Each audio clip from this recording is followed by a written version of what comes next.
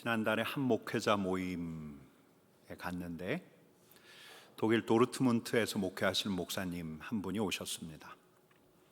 전라남도 신안의 작은 섬마을에서 가난하게 사셨던 이분의 어머니는 도시에서 공부하는 아들이 올 때 볼펜이나 노트를 가지고 와달라고 부탁을 했습니다. 새로 사지 말고 그냥 아무거나 달라고. 어머니가 예배당에서 설교 노트를 작성하는 걸 보았기에 설교 노트로 쓰시려나 그렇게 생각을 했습니다.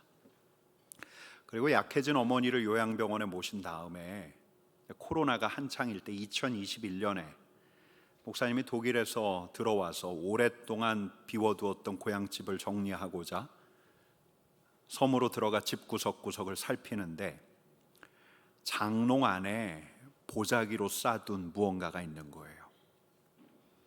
이걸 풀었다가 깜짝 놀랐습니다. 거기에는 1980년대 어머니가 작성했던 설교 노트 말고도 1990년대부터 2020년까지 1950일 동안 거의 하루도 빠짐없이 써내려갔던 38권의 어머니의 일기가 있었습니다. 그제서야 목사님은 어머니가 몇 번 했던 이야기가 떠올랐습니다. 야야, 나 죽으면 꼭 엄마가 쓴 일기를 보거라. 그 일기장에는 가난한 남편을 만나서 전라남도 신안에서 살다가 또 평택, 서울, 동두천으로 떠돌았던 시절의 이야기, 그리고 다시 신안으로 내려와서 김양식장에서 염전에서 고단하게 가난하게 살던 어머니의 삶의 자취가 담겨져 있었습니다. 그날 제가 그 모임에서 책을 받았는데요, 그 어머니의 일기를 바탕으로 엮은 그 목사님이 엮은 책이었습니다. 그 지난주 수요일 날 수요 예배 마치고 집에 들어갔다가 책장에 있는 그 책을 집어들고 무심코 폈다가 결국 끝까지 읽고 말았습니다. 근데 정말 요즘에 우리가 읽고 있는 시편, 이 시편 안에는 시인의 탄원과 찬양과 기도가 다 들어가 있는데 그 어머니의 일기가 시편을 많이 닮아 있었습니다. 그 중에 한 대목, 1994년 5월 18일 수요일, 염전에서 소금 일을 하는데 느닷없이 눈물이 뚝 떨어졌습니다. 일이 너무 고되니 슬픔이 몰려왔습니다. 내가 힘든 농사일에 염전 일까지 하게 될지 상상도 못했습니다. 내 몸은 워낙 약한데 피곤이 쌓입니다. 어떻게 살아야 주님 안에 사는 것인지, 돈이 무엇인지 정말 모르겠습니다. 이런 마음에 참 힘든 하루였습니다. 약한 몸, 가난, 고된 노동, 이 어머니가 어디에 희망을 두었을까?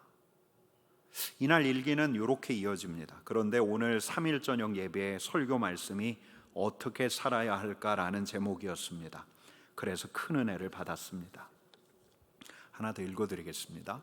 1994년 7월 13일 수요일, 지금 제 삶이 가장 어둡고 힘들고 고생스럽습니다. 돈 없다고 사람들에게 무시당하면서 논에 나가서 농약을 치고 염전에 나가 소금 일을 합니다. 한없이 처량한 인생입니다. 이게 끝이 아니에요. 한없이 처량한 인생입니다. 주님, 제 손을 잡아주소서. 마음도 몸도 지쳐서 하루하루 날 가는 줄도 모르고 살았던 인생인데 이 어머니는 누구에게 털어놓고 있는가? 누구에게 하소연하고 있었던가? 여러분, 오늘 시편은 다윗의 시편이에요. 다윗이 유대 광야에 있을 때라는 표제가 붙어 있습니다. 사울을 피해서 유대 광야에 머물 때 쓴 것이었을까? 척박하고 황폐한 그 광야라는 땅에 있을 때 다윗의 마음 또한 광야 같지 않았을까 생각해 봐요. 왜요? 이렇게 부르짖고 있거든요. 1절 말씀 같이 읽겠습니다. 하나님이여, 주는 나의 하나님이시라. 내가 간절히 주를 찾되 물이 없어 마르고 황폐한 땅에서 내 영혼이 주를 갈망하며 내 육체가 주를 앙모하나이다. 여러분, 다윗이 지금 누구에게 부르짖고 있습니까? 하나님께 부르짖고 있습니다. 사슴이 시냇물을 찾기에 갈급함 같이 그는 주를 찾아가며 주를 찾기에 갈급한 마음으로 주님 앞에 부르짖고 있는 거죠. 주님, 저는 처량한 인생입니다. 주님 제 손을 잡아주소서. 이렇게 탄식했던 이 어머니의 일기는 이 다윗의 기도를 닮아 있습니다. 여러분, 다윗은 이럴 때야말로 누구에게로 가야 할지를 알고 있었어요. 특별히 그는 기억하고 있었습니다. 일전에 성소에서 생생하게 보았던 우리 하나님 2절 말씀 같이 읽어보겠습니다. 내가 주의 권능과 영광을 보기 위하여 이와 같이 성소에서 주를 바라보았나이다. 여러분, 바라보았나이다 시제가 어떻죠? 현재입니까? 과거입니까? 과거예요. 원문을 보아도 과거 그때입니다. 그때 우리 하나님의 성소를 찾았습니다. 우리 하나님의 권능과 영광을 보기 위해서 성소를 찾았습니다. 그러면 다윗은 거기서 하나님의 영광을 보았던가? 성소 위로 솟아난 구름 기둥과 불 기둥을 보았던가? 아니면 언약궤 위에 충만하게 임재했던 하나님의 구름을 보았던가? 그래서 감히 서 있을 수 없어, 꼿꼿하게 서 있을 수 없어 그 자리에서 무릎을 꿇고 하나님의 영광을 맞았던가?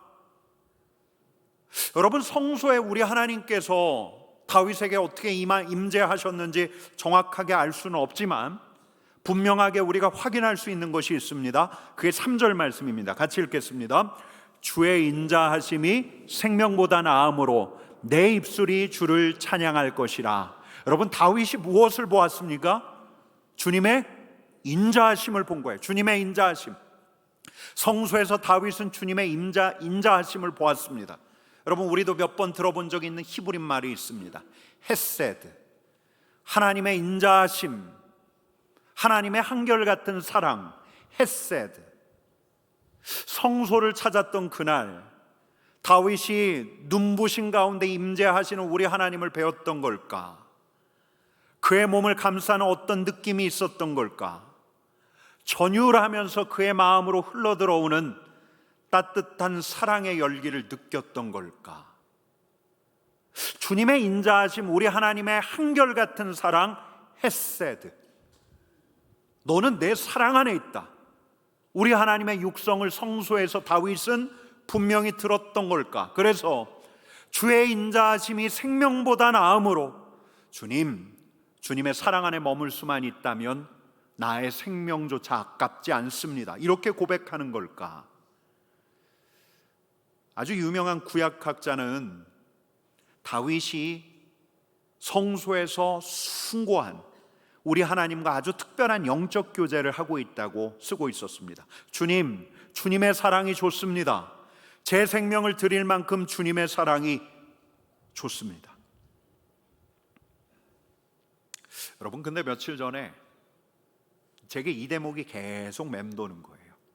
주의 인자하심이 생명보다 나음으로. 주의 인자하심이 생명보다 나음으로. 아니, 대체 우리 하나님의 사랑, 인자하심이 얼마나 크길래 다윗은 자기 생명보다 더 낫다고 했던 걸까? 근데 여기서 말하는 생명이 다윗 자기의 생명인 걸까? 여러분, 한번 물어볼게요. 사랑을 위해 생명이 있는 겁니까? 생명을 위해서 사랑이 있는 겁니까? 듣고 계신 거 맞죠? 여러분, 사랑을 위해서 생명이 있는 것입니까? 생명을 위해서 사랑이 있는 것입니까? 생명을 위해서 사랑이 있는 것 아닙니까? 그렇지 않은가? 근데 자기의 생명보다 그 사랑이 낫다고? 여러분, 이런 질문은 제 안에서 또 다른 질문으로 이어졌습니다. 이 생명이, 다윗이 이야기했던 이 생명이 다윗 자신의 생명인가? 아니면 다른 생명인가? 주님 안에 머물러 있다면 내 생명조차 아깝지 않습니다, 이런 고백일까? 아니면 다른 뜻일까? 그래서 이제 원문, 그 히브리어 원문도 보고 영어 다른 역본들을 쭉 봤는데, 생명은 나의 생명이라고 고백하지 않고 그냥 생명인 거예요. 생명. 다윗이 지금 무슨 생명을 보고 있었던 걸까? 주의 인자하심이 생명보다 나으리니, 나음으로 할 때 이 생명이 대체 어떤 생명이었을까? 성소에 갈 때마다 보는 생명, 성소에 갈 때마다 그가 드린 생명, 거룩하신 우리 하나님의 자비를 바라기에 율법의 제사법에 따라 잡아 바쳤던 생명, 언젠가는 비둘기, 어느 날은 양, 또 어느 날은 특별한 날은 수소, 희생 제물을 잡아 바침으로써 그분의 인자하심 헤세드 안에 머물 수 있다 생각했는데, 그가 소와 양과 비둘기를 우리 하나님 앞에 잡아 바침으로써 값을 치러, 정당하게 대가를 치러 하나님의 은혜의 수혜자가 된다 생각했는데, 그러니까 자신은 성소에 갈 때 제물을 바쳐 드리기에, 생명을 바쳐 드리기에 하나님의 헤세드 안에 있을 자격이 충분한 사람이라 여겼는데, 하나님께 제물을 드리는데 그에게 이런 생각들을 제압하는 하나님의 사랑이 밀려왔던 게 아닐까? 이 사랑은 그가 바친 희생제물의 값어치, 그가 잡아 바쳤던 생명의 값어치와는 비견할 수 없는 사랑, 아니 그가 바친 희생제물마저도 부끄럽게 하는 하나님의 압도적인 사랑, 너를 향한 사랑이 얼마나 한결같은지, 얼마나 큰지, 네가 나에게 얼마나 귀한 존재인지, 네가 나에게 희생제물을 바쳤기 때문에 내 사랑 안에 머물 수 있는 게 아니다. 온몸에 소름이 돋고 그 자리에서 고개를 조아릴 수밖에 없게 하는 하나님의 사랑, 하나님의 사랑, 성소에서 본 우리 하나님의 사랑, 생명보다 나은 하나님의 사랑. 여러분, 제가 이 말씀을 묵상하면서 다윗 만나면 꼭 나중에 확인해 봐야 할 게 있다, 그게 생겼어요. 여러분들에겐 좀 엉뚱한 질문처럼 들릴 수 있겠지만, 성소에서 다윗은 십자가의 그리스도를 본 것이 아닐까? 당신의 사람들을 향한 하나님의 사랑, 헤세드가 얼마나 큰지 일러주시고자 우리 하나님께서는 성소에서 예배하는 다윗의 시야를 잠깐 열어주시어서 시간적으로는 후대에 있을 갈보리 십자가로 내어주신 하나님의 아들 독생자 예수 그리스도, 우리 하나님께서 직접 희생제물로 삼으신 생명 중의 생명 예수 그리스도를 미리 보게 하신 것은 아닐까? 너를 향한 나의 사랑, 나의 인자함, 그 한결같은 사랑의 값어치를 매긴다면 저 비둘기, 저 양, 저 수송아지 정도가 아니라 십자가에서 속죄제물이 될 내 아들 예수 그리스도 정도. 다윗, 너는 내 아들 생명만큼의 가치. 여러분, 로마서 5장 8절 말씀 같이 읽겠습니다. 우리가 아직 죄인 되었을 때에 그리스도께서 우리를 위하여 죽으심으로 하나님께서 우리에 대한 자기의 사랑을 확증하셨느니라. 자기 아들을 아끼지 아니하시고 그의 사람을 위해서 내주신 이가 우리 하나님, 하나님의 사랑. 여러분, 정확하게는 알 수 없어요. 그렇지만 시인 다윗은 성소에서 하나님을 예배하면서 압도적인 강렬한 한결같은 하나님의 사랑, 그 사랑을 경험했던 게 틀림이 없어요. 여러분, 그 정도가 다음 대목들에 있습니다. 3절 4절 말씀 같이 읽겠습니다. 같이 읽습니다. 주의 인자하심이 생명보다 나음으로 내 입술이 주를 찬양하리이다. 이러므로 나의 평생의 주를 송축하며 주의 이름으로 말미암아 나의 손을 들리이다. 나의 평생의 주를 송축해도 되는 그 찬양의 제목, 주의 이름으로 말미암아 나의 손을 들어도 되는 그 이유, 그 원인. 여러분, 5절 말씀 같이 읽겠습니다. 골수와 기름진 것을 먹음과 같이 나의 영혼이 만족할 것이라. 여러분, 골수와 기름진 것은 아주 기름진 당시의 잔치 음식을 표현하기 위해서 골수와 기름진 것이라고 표현했어요. 최상의 음식을 먹은 것과도 같이 그의 영혼의 결핍을 온전히 채우는 바로 그 무엇? 하나님의 사랑, 하나님의 사랑. 여러분, 대체 다윗이 하나님의 사랑을 그 성소에서 얼마만큼 어디까지 경험했던 걸까요? 여러분, 대체 얼마나 경험했길래 유대 광야에서 마음이 바짝바짝 마를 때, 자신이 처량한 신세라는 것을 확인했을 때, 그때 그 성소에서 경험했던 하나님의 강권적인 한결같은 사랑으로 다시 돌아가게 되는 걸까요? 여러분, 구약의 말씀을 읽어보면, 묵상하다 보면 구약의 인물들 중에 희미하지만 십자가의 그리스도를 미리 본 이들이 있는 것 같아요. 우리 하나님께서 보여주신 것 같아요. 여러분, 저는 오늘 하나님께서 다윗에게, 우리 하나님께서 당신의 자녀들을 위해 자신의 사랑을 확증하셨던 그 분명한 증거, 십자가의 그리스도, 십자가의 당신의 아들까지 보게 하셨던 것은 아닐까. 너를 향한 나의 사랑은 이만큼 크다. 너를 향한 나의 사랑은 내 아들을 내어줄 만큼 크다. 여러분, 우리도 다윗처럼 성소를 찾습니다. 하나님께 예배하기 위해서 성소를 찾습니다. 그러니 이 자리에 있는 저와 여러분 모두가 생명보다 큰 주님의 인자하심을 맞닥뜨릴 수 있기를 축복합니다. 여러분, 그래야 내 평생에 주님을 찬양합니다, 주의 이름으로 내 손을 듭니다 라고 할 수 있는 거예요. 우리를 당신의 자녀 삼기 위해서 생명을 내어주신 사랑, 자녀된 우리가 하나님의 다스림 안에 머물 수 있도록 그 길을 열어 제치신 하나님의 사랑, 독생자까지 내어주신 우리 하나님의 사랑, 여러분, 그 사랑에 압도되어서 여러분 모두가 고꾸라지는 그날이 속히 오기를 축복합니다. 여러분, 그래야 돼요. 그래야 이 십자가가 모호하지 않고, 우리 하나님의 사랑이 모호하지 않고, 우리 하나님의 사랑에 이 압도되어서 우리 마음에 충만한 경험이 있을 때라야 여러분, 우리가 평생 하나님 안에 머물 수가 있어요.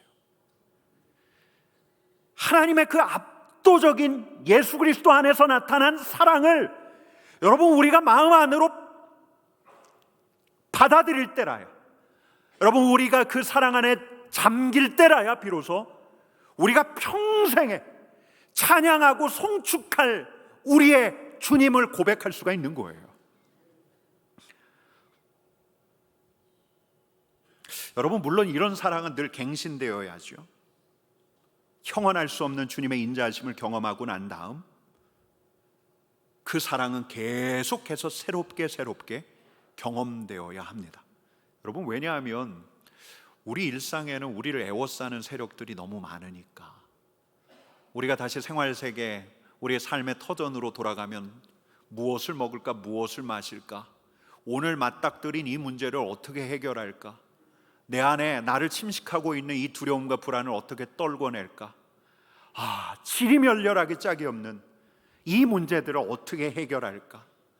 여러분, 우리가 이렇게 생활과 일상의 문제에 휩쓸리기 쉬운데, 그러다 보면 주님의 사랑이 희미해지기 때문에, 여러분 우리가 주님을 향해서 어떤 마음을 갖지만 주님을 향한 우리의 마음이 변덕스럽기 짝이 없기 때문에, 여러분 주님께서 우리에게 보여주신 그 한결같은 사랑은 우리 안에서 계속해서 새롭게 되어야 해요. 그래서 시인은 어떻게 하냐면, 여러분 5절 6절 상반절 말씀 같이 읽겠습니다. 나의 입이 기쁜 입술로 주를 찬송하되 내가 나의 침상에서 주를 기억하며 새벽에 주의 말씀을 작은 소리로 입조릴 때에 하오리니. 여러분 뭘 하는 거냐면 찬송을 하는 거예요. 주의 성소의 기억을 보존하고자, 성소에서 경험했던 하나님의 사랑, 그 하나님의 사랑을 성소 바깥의 일상으로 이어지게 하고자, 그 황폐하기 짝이 없는 자신의 삶의 자리에서 하나님의 사랑을 누리며 살기를 소망하기에, 여러분 다윗이 어떻게 합니까? 기쁜 입술로 주를 찬송하되, 주님을 찬양하는 거예요. 언제? 침상에 들어갈 때, 아침에 일어나 새벽에 깨어날 때, 하루의 시작과 끝에 주님을 찬양하는 거예요. 하루를 마무리할 때 주님을 기억하는 거예요. 하루를 시작할 때 주님의 말씀을 작은 소리로 읊조리며 주님을 찬양하는 거예요. 여러분, 엊그제 이제 금요기도회 마치고 한 청년을 만났는데 이 친구가 요즘 신앙에 대해서 회의를 느끼고 있습니다. 그래서 교회도 드문드문 오는데 이 친구 이야기를 듣다 보니까 이 친구에게도 특별했던 시절이 있습니다. 선배 형의 권유로 서울에서 다니게 된 그 교회에서 이 친구는 아주 강렬하게 우리 하나님을 경험했습니다. 지하철 타고 가는 그 길이 멀지 않다고 느껴질 만큼, 입이 열려서 기도를 시작한 만큼, 그가 그때 그 당시에 얼마나 기도를 많이 했었는지, 얼마나 신앙인으로서 기쁨에 젖어 살았었는지 짐작이 가요. 근데 지금은 하나님의 사랑이 희미해요. 그때 강렬하게 하나님의 사랑을 경험했는데 지금은 희미해요. 여러분, 아까 초도에 말씀드렸던 그 목사님의 어머니 아버지는 예수 믿고서 하나님의 사랑을 경험하고 난 다음에 사랑이 희미해지지 않도록 부지런히 성소를 찾았어요. 섬마을에서 걸어서 1시간가량 걸리는 그 예배당을 주일에도 수요일에도 새벽에도 그 섬에서 처음으로 신앙인이 되셨대요. 사람들에게 손가락질 많이 받았습니다. 근데 그 집이 가난하고 비루하기 짝이 없어요. 사람들이 이렇게 야유했습니다. 예수 믿으면 하나님이 빚 갚아주냐? 여러분, 그럴수록 어머니는 아침마다 사랑하신 우리 하나님 앞으로 나아갔습니다. 1994년 4월 26일 날 일기가 이렇습니다. 오늘 아침에도 세상 사람과 접촉하지 않고 세상 만물과 상관하지 않고 제일 먼저 하나님 아버지를 만났습니다. 그리고 주님과 대화했습니다. 생명보다 나은 주님의 인자하심, 그 사랑으로 하루를 시작하고 하루를 마무리할 때 침상으로 들어가기 전에 일기장을 펴놓고 그분을 찬양하고 그분께 기도하고 하루의 시작과 하루의 끝에 그에게 임했던 하나님의 사랑을 다시 주목하고 하나님을 찬양하고 하루의 시작과 하루의 끝에 하나님을 주목하고 하나님을 찬양했더니 하나님의 사랑을 다시 묵상했더니 성소에서 보지 못했던 하나님의 영광과 권능이 하루의 시작과 하루의 끝에 하나님의 사랑을 주목한 다윗에게 그 시작과 끝 그 사이의 시간 안에 하나님의 영광과 하나님의 사랑의 권능이 드러나기 시작하는 거예요. 여러분, 어떻게 드러납니까? 시인은 성소에 갔을 때, 주님의 영광과 권능을 보기 위해서 성소로 갔을 때 그가 어떤 영광, 어떤 권능을 보았는지 시편은 기록하고 있지는 않지만 분명한 것, 주님의 사랑을 보았어요. 근데 그 사랑으로 하루를 시작하고 하루를 마무리했더니 성소가 아니라 일상에서 그분의 영광과 그분의 사랑의 권능이 드러나기 시작하는 거예요. 어떻게? 여러분, 7절 말씀 같이 읽겠습니다. 주는 나의 도움이 되셨음이라. 내가 주의 날개 그늘 아래 즐겁게 부르리이다. 척박하고 황량한 일상이 주님의 날개 그늘 아래가 되는 거예요. 여러분, 8절 말씀 같이 읽겠습니다. 나의 영혼이 주를 가까이 따르니 주의 오른손이 나를 붙드시거니와. 하루하루가 주를 따라가는 하루, 하루하루가 주님의 오른손에 붙들린 하루. 여러분, 그러다 보니까 이 다윗에게는 이 실제적인 문제에 대한 확신까지 생겨나는 거예요. 9절과 10절 문제, 10절 같이 보겠습니다. 나의 영혼을 찾아 멸하려 하는 그들은 땅 깊은 곳에 들어가며 칼의 세력이 넘겨져 승냥이의 먹이가 되리라. 나를 괴롭히고 나를 멸하려고 했던 바로 그 세력들, 나의 원수, 나의 대적들, 그 대적들은 이 실제적인 문제가 하나님의 사랑을 묵상한 그에게 이제 어떤 확신으로 다가오냐면 이 문제마저도 하나님의 사랑과 하나님의 권능에 의해서 해결될 것이라는 확신으로 다가오는 거예요. 여러분, 5절 6절 말씀 다시 한번 읽어보겠습니다. 같이 읽겠습니다. 나의 입이 기쁜 입술로 주를 찬송하되 내가 나의 침상에서 주를 기억하며 새벽에 주의 말씀을 작은 소리로 읊조릴 때에 하오리니. 하루의 시작과 끝을, 아침에 일어나서 또 잠들기 전에 내가 성소에서 경험했던 하나님의 사랑을 묵상하고 성소에서 나의 예배를 받으셨던 우리 하나님을 주목하고 하나님을 찬양했더니 그분의 존재가 어떤 분인가, 나를 향한 한결같은 사랑을 묵상했더니 그 한결같은 사랑이 하루의 시작과 끝을 하나님의 사랑을 주목하며 시작한 그 하루, 그 다윗의 하루의 일상을 하나님의 영광과 하나님의 권능이 채우시기 시작하는 거예요. 그의 일상이 주의 날개 그늘 아래가 되고 그는 일상 가운데서 우리 주님의 오른손에 붙들린 삶을 살아가게 되는 거죠. 여러분, 이 한 주 여러분들이 그렇게 살아가기를 간절히 축원합니다. 그러셨으면 좋겠어요. 주님의 한결같은 사랑을 묵상하며 하루를 시작하고 주님을 찬양하며 하루를 매듭지을 때 우리 주님께서 하루의 시작과 끝을 드린 여러분들의 하루의 시작과 끝 그 사이의 시간, 우리의 일상을 하나님의 사랑의 권능과 하나님의 사랑의 영광으로 채워주실 것입니다. 우리의 일상을 우리 하나님께서 주도해 가실 것입니다. 여러분, 그걸 기대했던 거고 그런 도움을 받으며 다윗은 살아냈던 거죠. 그 목사님이 이제 장롱에서 어머니 일기장을 발견했던 게 50이 넘어서였습니다. 일기장을 쭉 읽어가면서 어머니의 삶이 가여워졌고 또 어머니의 이 특별한 신앙에 큰 감동이 있었습니다. 근데 그렇게 일기장을 쭉 읽어나가다가 1997년 일기장 어느 한 대목에 머물렀는데 이분한테 좀 큰 혼란이 찾아왔어요. 서울에서 사글세방을 살던 시절을 회고하는 대목이었는데 거기에 이런 대목이 있었습니다. 그리고 서울에서 한 달 정도 살면서 우리 화정이를 낳아서 너무 감사했어요. 화정이는 이 목사님 이름 외아들인데 이화정 목사님이에요.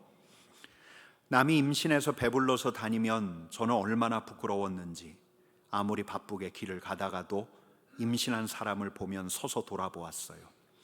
이 마음은 누구도 알 수 없을 거예요. 그런데 우리 하나님께서 그것을 보고 얼마나 처량했으면, 얼마나 안타까웠으면 우리에게 화정이를 보내주었나 생각하며 한없이 감사했어요. 근데 이게 무슨 말일까? 한 달 정도 살면서 나를 낳았다는 말이, 하나님께서 나를 보내주셨다는 말이 무슨 말일까? 이게 무슨 말일까? 근데 어느 날 목사님이 요양병원에 있는 어머니하고 통화를 하는데 어머니가 그때 치매 초기였는데 어머니가 이런 뜻밖의 말씀을 하시더래요. 아들아, 아들아, 이젠 말해줘야겠다. 엄마가 너를 성북구 보문동 다리 밑에 누가 버리려던 걸 나 주라고 해서 데려와 키웠다. 정말 내 아들로 지금까지 네 아빠랑 키웠다. 이 소리를 듣는데 목사님 가슴이 두근거리기 시작했고 호흡이 가빠졌어요. 50이 넘도록 들어보지 않은 이야기, 믿기지 않은 이야기. 그래서 믿기지 않아서 삼촌들에게 물었어요. 삼촌들 앞에 있는데 그때마다 정적이 흘렀고 삼촌들이 어렵게 입을 열고 이렇게 말하더래요. 누나는 너를 친자식으로 생각했다. 네 엄마는 너를 진심으로 사랑했다. 여러분, 근데 이 삼촌들 말이 맞았어요. 이 목사님이 어머니의 일기장을 쭉 읽어가면서 어머니의 사랑을 보았어요.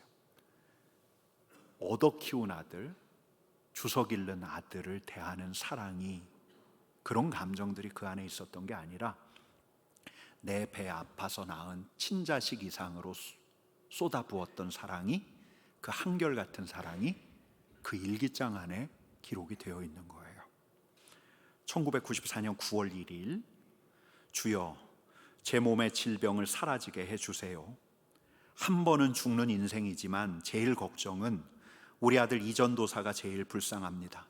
내가 만약 하늘나라로 간다면 누가 우리 이전도사 목사 되고 선교사 될 수 있게 해달라고 기도할까요? 이런 기도가 그 일기장에 가득합니다. 근데 10년이 지나도 2004년 5월 1일 제가 없으면 우리 이목사 부부와 우리 손자들 어느 누가 기도해 줄까요? 그것이 걸려요. 얼마나 외로울까요? 생각하면 악착같이 살고 싶어요. 건강해야 하는 까닭도, 또 어머니가 악착같이 살아야 하는 까닭도, 친자식 이상의 내 아들 때문에. 여러분, 이런 어머니의 사랑은 한결같은 사랑, 충성스러운 사랑, 우리 하나님의 사랑을 꼭 닮았습니다. 생명보다 나은 주의 인자하심 헤세드를 정말 꼭 닮았습니다. 여러분, 그런데 이 어머니의 사랑이 더 특별했던 까닭은 무엇이냐면, 어머니의 이 한결같은 사랑은 한결같은 우리 하나님의 사랑 헤세드에 호소하는 사랑이에요. 새벽에 일어나서 아들을 위해 기도할 때, 잠들기 전에 아들을 놓고 기도할 때, 일기장에 기도문을 쓸 때, 어머니는 저 성북구 보문동에서 얻은 아들이 아니라 우리 하나님께서 보내주신 아들을 한결같은 사랑으로 진짜 돌보실 수 있는 그 하나님의 사랑에 위탁했어요. 맡겼어요. 어머니의 사랑은 하나님의 사랑에 맡기는 사랑이었어요. 하나님만이 한결같은 사랑으로